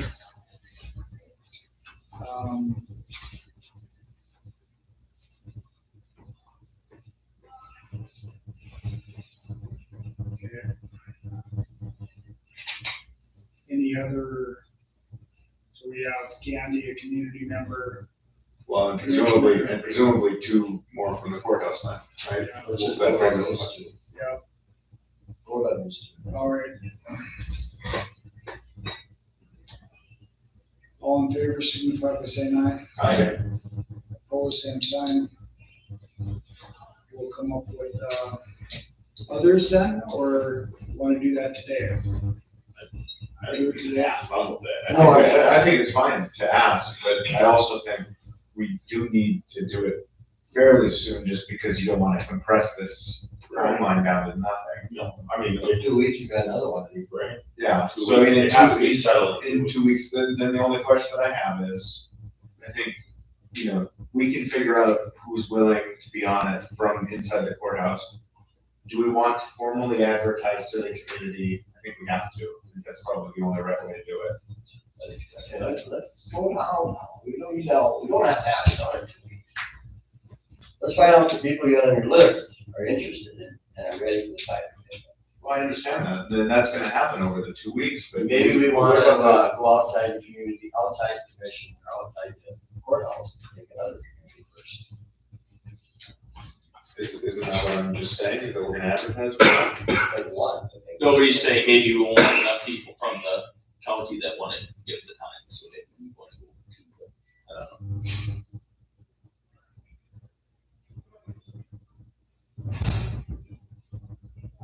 Okay, I guess if we really wanna slow down, I'll slow down and we'll see what we find out after. I'd like to see what the state gonna do, what projects they're gonna back and put this money to. But we'll find out within, what, next week, so they're There you go, so I'm pretty sure we'll find out. It doesn't, their question for you. Well, they got to decide when they go to special session. session's happening next week, so. You can't leave unless they got to decide. And I think that's when you're gonna come down and see what they're gonna use it for. too. Well, I think we should Have an idea, on both appropriations committees, we're within $50 million into one another, and the lists that they had were pretty doggone close to one another. There's some tech projects on both sides that were included, but they'll haggle about that during the special session. But I think they got a pretty good idea where the money's going there already. It's just a matter of finalizing it. Do you need a motion to table this? I'll make a motion to table this. Second, motion and a second to table this till. All in favor signify by saying aye. Aye. Opposed, same sign. If it's okay with everybody, I'll put out some feelers to people within the courthouse and see who would be interested off of some of the people we discussed today, and then kind of go from there. So, perfect. I'll bring back some ideas on next week. All right. New business, setting up a raffle permit. We'll do that. Motion and a second to approve the raffle permit within the packet. All those in favor signify by saying aye. Aye. Opposed, same sign. Motion approved. Any other new business? Visitors delegations? None. Report on portfolios. We start with Commissioner Lightfon. Let's see.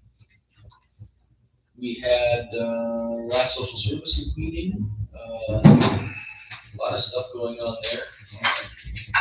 We did some training.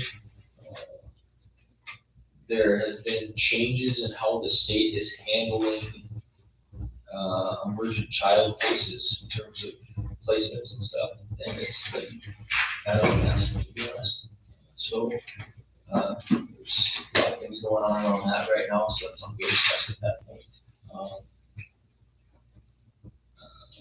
County Housing Authority, we believe hired one new individual, so, they kind of go over where they're working with HUD and trying to get things, moving forward in the right direction. I think Tim's doing a good job, but it's been a goal. Staffing issues are always, I mean, I think everybody's in the same boat right now, staffing. Trying to get good quality people and keep them around and having money to do it when you're under a tight budget is difficult, but we've been trying to do the best we can over there. Library board, we met last week, I believe. The job posting for the new library director, I believe, is through the 12th of November. I forgot the date, but I believe they said the 12th of November. So we'll meet following that, I believe, to sort through and see who we're going to want to interview. I don't know when those interviews will happen, but we just assume shortly thereafter. Well, maybe by first meeting in December, we'll have some idea what's going to be happening there. Otherwise, everything at the library seems to be running fairly smoothly. Had one thing that was a higher cost at the last meeting with something to do with the heating and cooling system. They had to have somebody come in and fix some pumps or something like that. It ended up being a little bit more expensive. So, but we'll figure out how to work that in the budget as we can. But I think of anything else other than that. Don't believe so. I'm thinking under my portfolios, Bo's out obviously. I haven't talked to him in a little bit, but still trying to determine the best solution to the state's attorney's office in terms of where we're going to stake people. In this room. In this room? We might have to. No, that's really my opinion. You know, I think if they've got to take this room and we've got to go to the basement until we find a more permanent solution.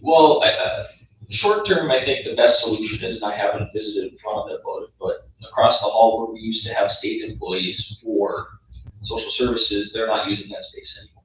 So there's utilization space we can use there. We're only gonna have 2 new employees, so we could put two state's attorneys employees in that office for now. And they'll have a split office, but it's not like we don't have other entities that have split offices in the courthouse until we can come up with our long-term solution. Because it's already, there's space there, there's cubicles, we'll have to have computers and stuff, I think. I don't know if the computers and stuff are still there. I believe they are. So we have to do a little bit of technology, but we can do that in the meantime. I didn't realize that there was. Yeah, we have some office space we can utilize. utilize. Long-term, we still have to have that discussion on what's best for locating an office, but we're still working on that. We have a couple of ideas, but That simple fix upstairs didn't work. the courts aren't gonna go along with it. They don't, and I think they're reasonable in their conclusion in saying that we're gonna become more of a regional court center with more jury trials, and they already don't have enough space. So if we go and steal the jury rooms from them, where are they gonna put the juries? And it's kind of about exactly what I figured. The minute you start trying to move things, it's, everybody kind of likes having their space, which is reasonable. Our facility isn't massive. I think we utilize our space pretty well, but in the meantime, we'll make do until we have to. And both said that's something I think he'll go along with, so we'll have to just do some figuring. But I'll keep working on that with him and determine what we can do. I have a few more discussions to have with some people. Other than that, we heard from an extension and we heard from Kevin, so that's all I know. But I do think that Commissioner Wakefield's right, that this is the most underutilized Well, I don't disagree with that. in the building. And, I think that we can offer this facility up to state's attorney staff if that room isn't available. Yeah. So, I just don't know long term, do we wanna move the commission room and, because I guess I look from the long term, it doesn't have to be that way, but it's easier for Candy, she's our secretary. And we're right next door to the auditor's office, not having to move within the building and stuff like that. I imagine that's how these eyes. Yeah, and I think there's other solutions out there. It's just a matter of, determining how we want to free up space Or make new space. or make new space possibly. Which I think is one thing that I will come and propose to you guys. Yeah, and we've talked about, that's been in the discussion as well. How do we best utilize our space or maybe try to find a way to expand our space if we have to. What about the building over there? I never did hear price. Did you ever hear price? I don't believe I've ever heard a price on that either. And to be blatantly honest, I don't think that's ideal either, because, the courthouse is the courthouse for a reason. The best solution might be taking another entity and putting them in a different facility that doesn't necessarily need to sit in the courthouse where the trials and stuff are. So that's more of a long-term discussion too, where I need to sit down and talk with a few different heads of departments. I'll keep working on it. We're not in any dire, has to be done tomorrow type of situation. I think we've got a short-term The one that solution. really does want, would be willing because they want more space is just help. Right, I mean, I can tell you that just from conversations that I've had that are not sort of secret discussions. Yes. It's just help. They've been wanting more They're space. on top of each other. Right, for forever, and they said, hey, if we can't find more space, they've been looking in the community, and there's nothing that meets their needs. Yeah. Well, in all honesty, that might be something like we're talking about with these ARP funds. I mean, if it's something where maybe we have to add additional space, or maybe we can utilize an existing building within the community and do some renovation or something to move somebody to it. That might be something that might have to be on the table as well, just so we can, stretch out our legs in the courthouse a little bit more. Figuring out how to make sure that the courthouse remains usable and sufficient, I think, is a huge burden that we need to address, and that we really haven't had the freedom to, because it's just gonna be very costly, no matter what we choose to do. Yeah.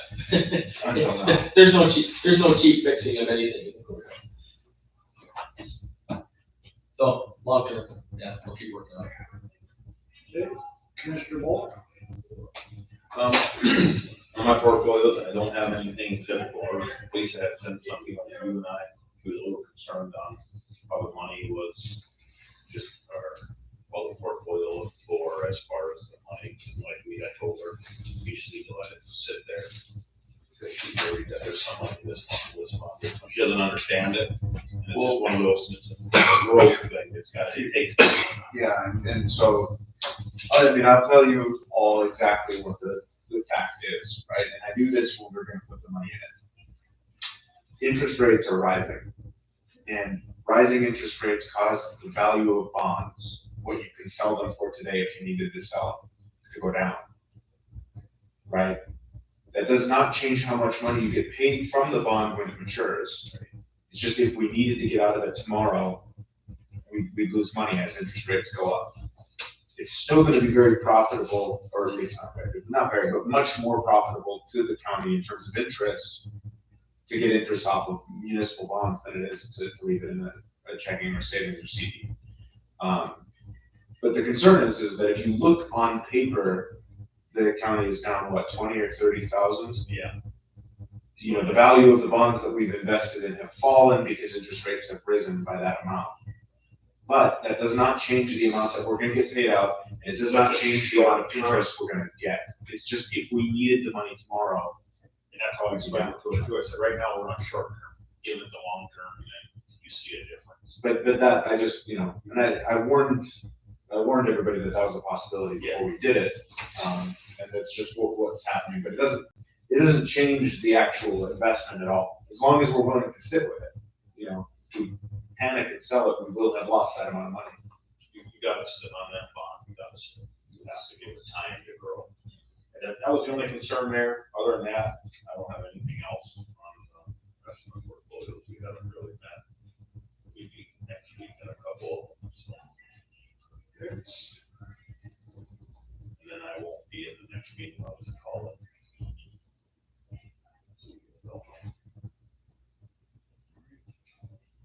Commissioner Brown? Yeah, I heard from Steve on the jail, that's about where we're at. Things are going along real well.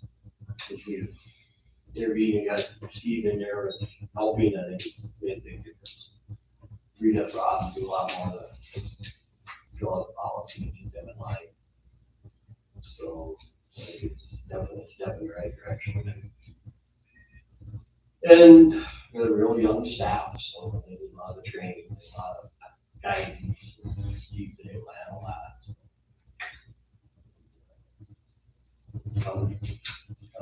We look forward to the 18th. Steve all the way back. And he strongly suggested that during the last one. So I'm going to share with Paul more. So that senior meals is good, so that's all I have.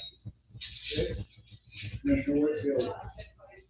Steve was in here and talked about what he needed for the sheriff's department, and everything's quiet over on the tax side, and got a district health board meeting this evening. So we'll see what comes of that. The Lake Region Heritage Center did their ghost tours a couple days ago. We're pretty well attended again this year. 26 people showed up, and we took them through downtown. I mean, we walked and talked about all of the spooky ghosts that are in town. It's kind of a history lesson, so that was pretty fun. Other than that, I don't know that I'm aware of anything else going on. For myself, Water Stewardship Award for the Joint Board is due the 8th of November. If anybody has a nomination for a Water Stewardship Award, we'll be giving that out in the state meeting in December in Bismarck.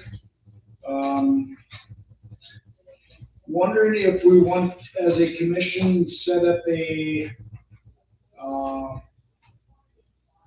having a Christmas party for the employees. Doing an employee appreciation for holidays coming up right around the corner.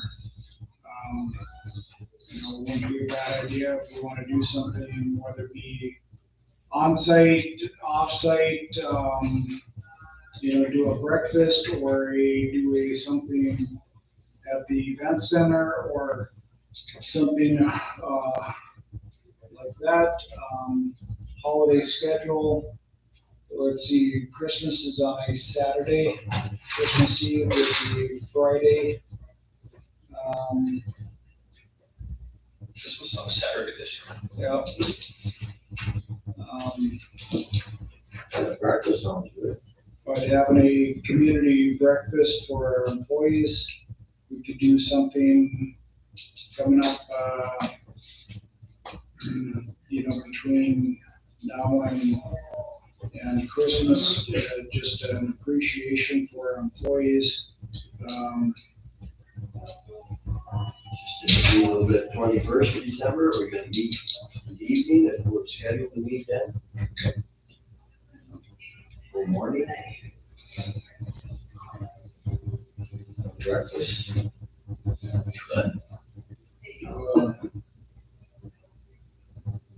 The evenings are so full that time of the year for everybody that. Right. Just go earlier. Yeah, I don't mind the idea of a breakfast. Do we wanna have the commission cook it? We cook it down in the basement. We can do it in the. I'll make some egg bake. Do an egg bake or Yeah, we community. cater that. We could cater it. I'll make the egg bake and make the holidays, we'll be good to go. Throw some sausage up to this guy. But I mean, those burgers we made that were so, We're good. We want to burn up days. Bring the grill into the basement. I was not suggest that. We can stand outside. Yeah, I'm in favor of it. Or do it on the 7th. Tomorrow, 8 o'clock meeting. Well, before Christmas, I mean, that's what I do. Do we want, Jeff, are you asking for funds for that, or are you suggesting a commission pay for it again, or how did you want to structure that? Well, however we wanna do that and schedule that, you know. We could do the week before, do something the 14th, 15th, or the 16th, 17th. As a commission, bring in, you know, hire a White House to bring in the catering for that.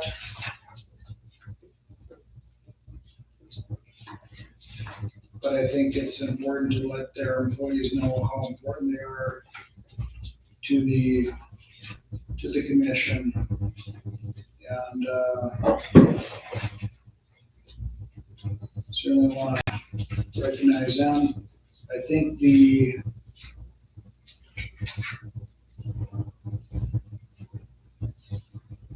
North Dakota Water Users Association has a letter in our packet. Let them know that their water convention is coming up December 7th through the 10th in Bismarck. And Power of Resiliency. This year's theme for our water convention.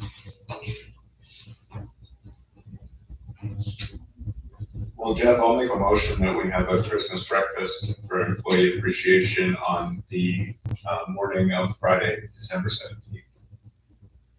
And I will pay for it unless the other commissioners want to split the cost.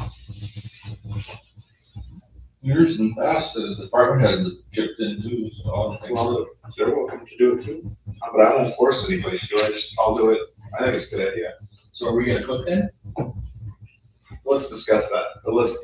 I mean, I got eggs. I got eggs like you can't believe. I don't mind cooking. I like cooking breakfast. I got like 40 chickens now. I can make delicious pull-apart rolls. Yeah, cool. You do that, I'll do egg bake. Okay. So do an employee appreciation breakfast on the December 17th. Yep. Is what you're thinking? Yep, I'll set it up. Motion and a second to do that, and time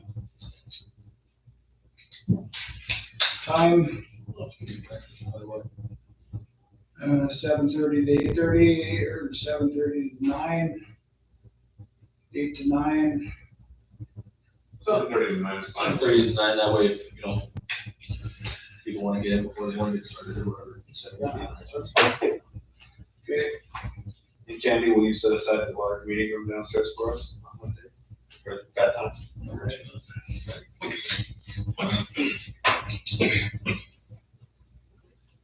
All in favor, signify by saying aye. Aye.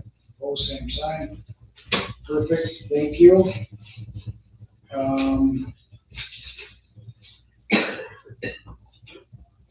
Let's see.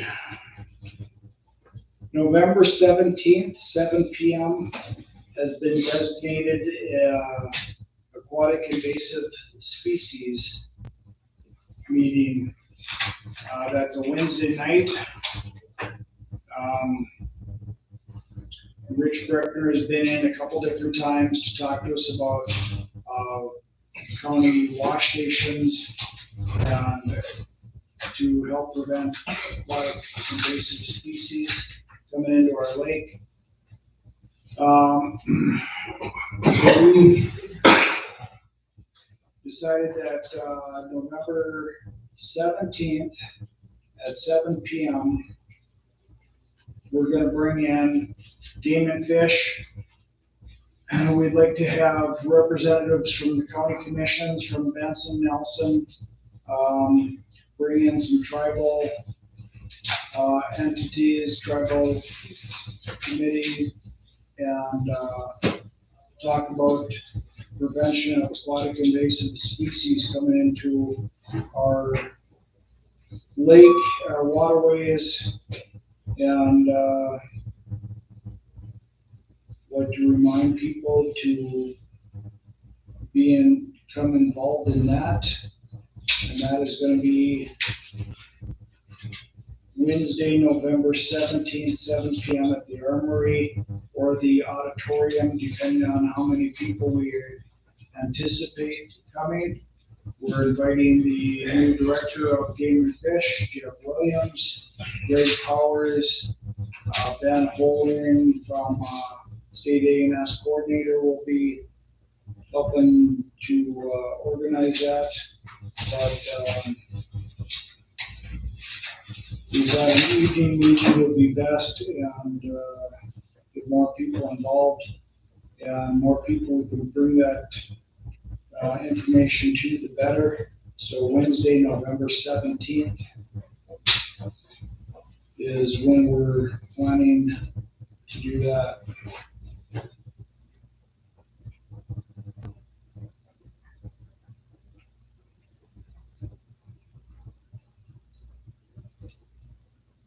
I think that's all I have as far as announcements are concerned. Motion to adjourn. So moved.